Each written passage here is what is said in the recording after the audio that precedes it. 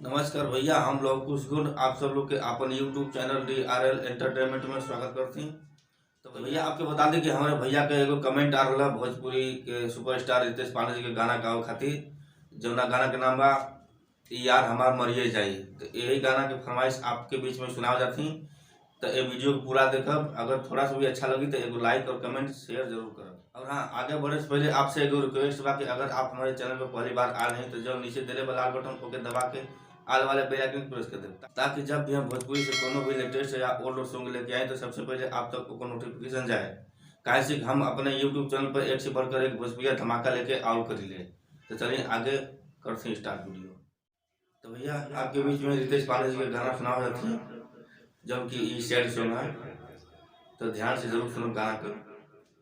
लेके जहरिया बैठल बहाथे पगला कुछ करिए जाई, मम्मी रे दूसरा से शादी ना कर यार हमार मरिए जाई। मम्मी रे दूसरा से शादी ना कर मजनुआ हमार मरिए जाई। मम्मी रे दूसरा से शादी ना करब।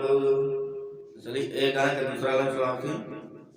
तिलक दहेज भले कुछु न दी है, कदी है छूछे विदाई रे। ओ तिलक दहेज भले कुछु न दी है, कदी है छूछे विदाई रे। बानी कसम खैले दूसरा के घरे, डोली हमार नहीं जाई रे।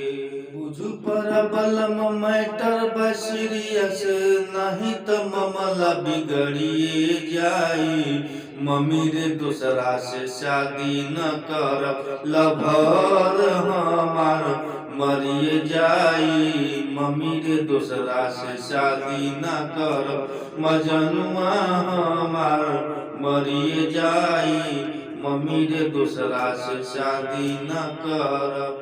भैया कैसा लगा गाना? अगर थोड़ा सा भी अच्छा लगा तो लाइक कमेंट और शेयर जरूर करें वीडियो के। और हाँ, जाते जाते चैनल के सब्सक्राइब जरूर कर लें। तो चलिए आज की खातिर बस इतना ही, फिर अगले दिन कोई नया वीडियो लेके आए। तब तक खातिर नमस्कार, जय हिंद, जय भोजपुरी समाज।